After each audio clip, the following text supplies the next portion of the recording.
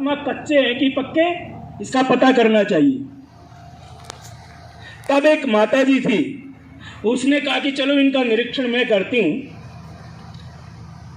तब उसने क्या किया, गोरा कुम्हार था शायद, तो उसने एक थापी लेकर के, आप मत करना ऐसा कभी, हमारी भी ऐसे ही परीक्षा शुरू करो, एक थापी लेकर के सबके बारी बारी से मारते हुए जब आई, नामदेव को जब वो थापी लगाई तो वो उछल पड़ा, क्रोध में आ गया।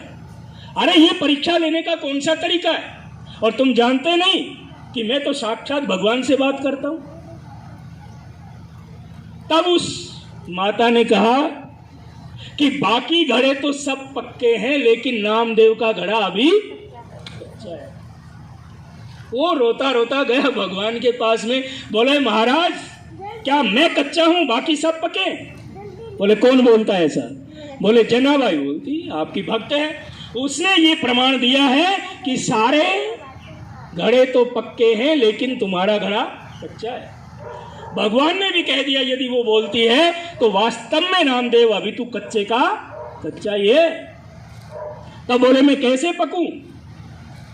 तब बोले यहाँ से कुछ दूरी पर विशोबा खेचर नाम के एक संत रहते, उनके पास में जाओ और ज्ञान लेकर के आओ।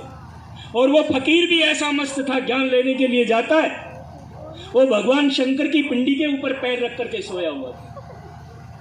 उसने कहा महाराज इसको इतना ही ज्ञान नहीं है कि भगवान के ऊपर पैर रखना चाहिए कि नहीं रखना चाहिए, मुझे क्या ज्ञान देगा? और आप लोगों में भी ऐसा होता है, ये क्या देगा कल का छोकरा, इससे ज्ञान तो हमारे में ही बहुत ज्यादा होता है, किसी किसी को ऐसा। लेकिन उसने कहा कि भाई देखो मैं भी बूढ़ा हो गया, मेरे अंदर इतनी शक्ति नहीं है कि जहां पर भगवान नहीं है वहां पर मैं अपने पैर रख सकूं, तुम रख लो कि जहां पर भगवान नहीं। तब उसने उसके पैरों को उठाया और नीचे रखा। जैसे ही नीचे रखा तो वहां पर एक और शिवलिंग प्रकट हुआ। बोले शंकर भगवान। ऐसे करते करते बाबा जी की चक्री कटा दी और चारों तरफ शिवलिंग ही शिवलिंग प्रकट हुआ। तब उसने सोचा अरे मैं जिसको ऐसा समझता था वो तो कुछ और ही है, ये तो पहुंचा हुआ फकीर है। तब उससे ज्ञान लिया, और ज्ञान ऐसे नहीं मिलता आ गए और सुन लिया, हमने सुना दिया तुमको हो गया, ऐसे से नहीं होता ज्ञान। अरे गीता पढ़ करके देखो, गीता में पहले अध्याय में अर्जुन ने इतनी बड़ी बड़ी धर्म की बातें की, लेकिन भगवान चुपचाप सुनते रहे, कुछ बोले नहीं। जब दूसरा अध्याय गीता का उसके शायद 20वें श्लोक या 21वें श्लोक से जब उसने ये कहा कि कार्पण्यो दोषा पहता स्वभावा पृच्छामि त्वाम धर्म सम्मूढ़ चेता यश्रेयसा निश्चितम ब्रूहि तन्मे शिष्यस्ते हम साधिमान त्वाम प्रपन्नम। हे प्रभु, अब मैं अपनी बुद्धि के द्वारा ये निर्णय लेने में समर्थ नहीं हूँ कि इनके साथ मुझे युद्ध करना चाहिए कि नहीं करना चाहिए, क्योंकि युद्ध में तो कौन खड़े? अपने ही सगे संबंधी गुरुजन सब खड़े, इनको मार दिया तो बचेगा क्या? इसलिए इनको मारना, जिनके द्वारा मैं पढ़ा हूं, पालित पोषित हुआ हूं, उनको मारना तो अधर्म है। इसलिए क्या करूं, मारूं कि छोड़ूं? मैं अपने बुद्धि के माध्यम से निर्णय लेने में असमर्थ हूं। आप बताइए क्यों? क्योंकि मैं शिष्य होकर के अब आपकी शरण में आया हूं। अब जब शिष्यत्व का समर्पण कर दिया, जैसे अभी सुन रहे थे राजा जनक के चरणों में जब वो समर्पण हो गया तन मन धन से, ऐसे ही अर्जुन पहले तो अपना सगा संबंधी समझता रहा, इसलिए बोध नहीं कर पाया, और जब पूरी शरणागति भगवान के चरणों में समर्पित कर दी, वहां से भगवान ने बोलना शुरू किया और आत्मज्ञान का एक एक उपदेश उसके कानों में भरते भरते अंत में कहा कि अब बता युद्ध करेगा कि नहीं करेगा।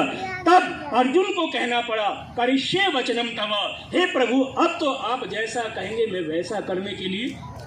क्या बदलाव आ गया जी? पहले भी वही अर्जुन था, वही कृष्ण थे, और बाद में भी वो समर्पण का फल है। अहंकार जब छोड़ दिया और पूरा समर्पण हो गया, तब गुरु भी चाहता है कि मेरे अंदर जो आध्यात्मिक संपदा है, जो ज्ञान की संपदा है, वो मैं अपने शिष्य को दे दूं, और ताकि वो उस ज्ञान के द्वारा परिपूर्ण हो जाए, जिसके लिए हमें ये मानव तन मिला है, उसी परमात्मा को पाने के लिए मिला है। तो नामदेव ने भी सोचा कि अब मुझे क्या करके जाना है, बस हो गया काम। किस लिए आया था?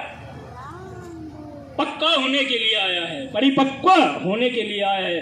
अब वो ज्ञान लेकर के वापिस जब जाने लगा तो भगवान ने सोचा कि चलो एक बार और परीक्षा करके देख लूं, कहीं अभी भी कच्चा न रह जाए।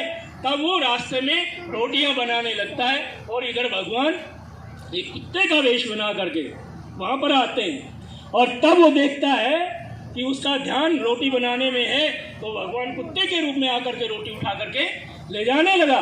तो तब उसने पीछे मुड़ करके देखा तो वो क्या लेकर के जा रहा, घी का कटोरा पीछे पीछे लेकर के भागता है। और तुम्हारे यहाँ कुत्ता आ जाए तो घी का कटोरा कि लकड़ी लेकर के। लेकिन आज वो कुत्ता नहीं दिखा रहे हैं, आज कुत्ता नहीं देख रहा, वो क्या देख रहा है, क्यों देख रहा है, आज पूरा ज्ञान लेकर के गुरु से आया है। आज वो बोलता है, क्या बोलता है, चलो आप भी बोलो फिर आरती करेंगे, क्योंकि समय बाहर से आए हैं, उनको भी जाना है। तो क्या ज्ञान लेकर के गया, उसको क्या दिखाई पड़ा उसमें, शिव मेरे मन में, शिव मेरे तन में, शिव मेरे मन में।